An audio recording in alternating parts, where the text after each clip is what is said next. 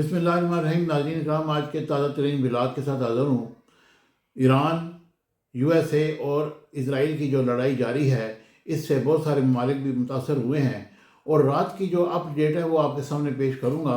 ایران نے کلسٹر بموں سے لیس خیبر شکن میزائل سے تل ابیب پر حملہ کر دیا ہے، جس سے بہت ساری کیجویلٹی سامنے آ رہی ہیں۔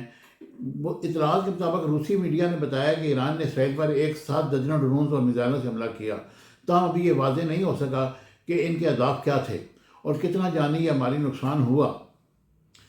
تل ابیب کی فضائی صورتحال براہ راست دکھانے والے کیمرے کو عین اس وقت نیچے کر کے سڑک کی طرف کر دیا گیا جب تل ابیب کی فضاؤں میں ایرانی میزائل کے داخل ہونے کی آوازیں گونجنا شروع ہوئیں، اور ایرانی فوج نے دعویٰ کیا کہ فضائی دفاعی نظام نے کارروائی کرتے ہوئے 7 اسرائیلی ڈرون طیارے مار گرائے۔ ایرانی فوج کے مطابق جاری جنگ کے دوران اب تک 500 سے زائد بیلسٹک اور کروز میزائل داغے جا چکے ہیں، جبکہ مختلف اقسام کے 2000 سے زیادہ ڈرون بھی فائر کیے گئے، اور میزائلوں میں سے تقریباً 60% امریکی افواج کو نشانہ بنانے کے لیے استعمال کیے گئے، اور 60% میزائل اسرائیلی علاقوں پر حملے کے لیے داغے گئے۔ ایران پر امریکی اور فضائی حملوں میں جاں بحق افراد کی تعداد 1230 ہو چکی ہے، اور ایران اور حزب اللہ کے حملوں میں 7 اسرائیلی ہلاک ہوئے۔ ایران کے جوابی حملوں میں مارے گئے امریکی فوجیوں کی تعداد 6 ہو گئی ہے۔ اب لبنان پر جاری اسرائیلی بربریت میں 77 افراد جاں بحق ہوئے، اور کویت میں 2 فوجیوں سمیت 6 افراد جان سے گئے۔ اب بحرین میں ایرانی حملے میں ایک شخص کی موت ہوئی۔ عمان میں درجنوں پروجیکٹل حملے میں ایک شخص جان کی بازی ہار گیا، اور حالیہ کشیدگی میں یو اے ای میں 3 افراد کی اموات ہو چکی ہیں۔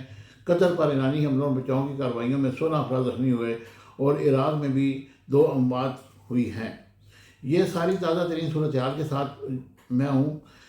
خیبر شکن میزائلوں کی جو بارش ہوئی ہے اس پر ٹرمپ انتظامیہ ہل گئی ہے، تاہم پھر بھی وہ کہہ رہے ہیں کہ امریکی افواج نے سمندر پر کنٹرول حاصل کرنا شروع کر دیا۔ یہ کہنا تھا پینٹاگون کا، اور اس جنگ میں ہم سنجیدہ ہیں تاکہ ایران کو ختم کیا جا سکے، یہ ٹرمپ صاحب کا فرمان ہے۔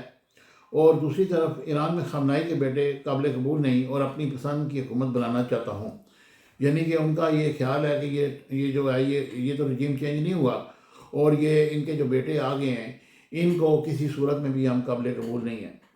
اور عراق، بارود سے بری کشتی کا تیل بردار جہاز پر خودکش حملہ، خوفناک دھماکہ۔ امریکہ میں پٹرول کی قیمتیں بلند سطح پر پہنچ گئی ہیں۔ اب یہ دیکھنا ہے کہ یہ دنیا ساری اس ریسیشن میں آئے گی، کیونکہ کل چین نے بھی اپنا ایک نمائندہ مشرق وسطیٰ بھیجا ہے۔ اس سے بہت سارے ممالک افیکٹ ہوں گے، اور براہ راست افیکٹ ہوں گے۔ سب سے زیادہ جو نقصان ہے وہ ہمیں ہوگا، کیونکہ ہماری معیشت ویسے ہی نہیں چل رہی، اور اگر تیل بھی نہ آیا تو پھر کیا ہوگا۔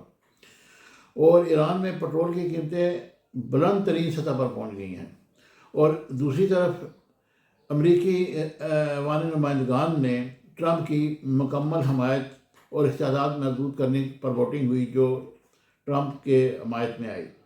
امارات نے ایران کے 6 بیلسٹک میزائل اور 125 ڈرون مار گرانے اور ملبے لگنے سے 6 پاکستانی زخمی ہوئے۔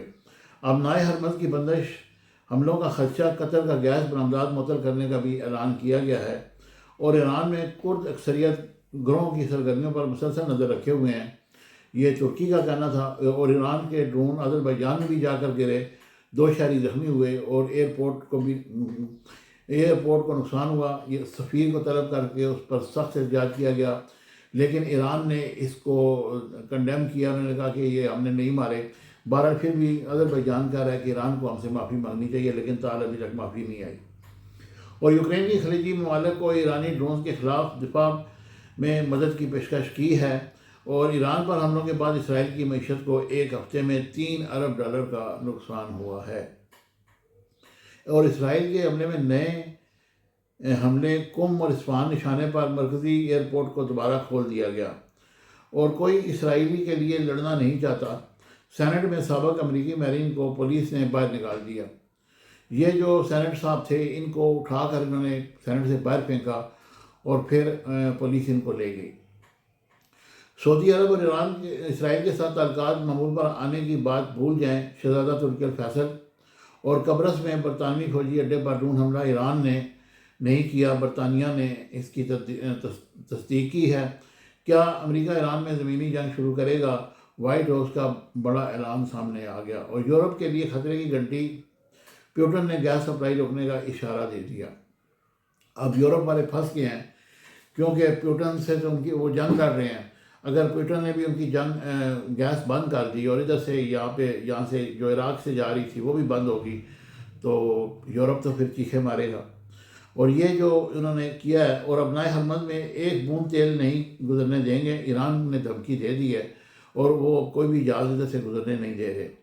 تو یہ تھی اب تک کی اپڈیٹ۔ انشاءاللہ میں دوبارہ آپ کی خدمت میں حاضر ہوں گا۔ میرے ساتھ جڑے رہیے، ہمیشہ کی طرح چینل کو لائک شیئر سبسکرائب کیجیے گا۔ Thank you. Subscribe my channel Business Times News for latest political, national, international news. Don't forget to subscribe Business Times News.